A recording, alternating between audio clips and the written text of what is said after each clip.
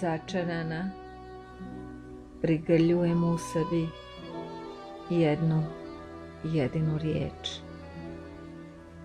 Prinutno, nezaustavljivo, poznatu, a opet tako stranu, bljedunjavu, nehajnu i laku, kada u njoj ne nalaziš smisao i uporište, a predano tajnovitu i smjelu, u njezinoj magičnosti prijanjanja, isciljenja, kad makar umišljaš da ti je potrebna, da je bez nje nemoguće.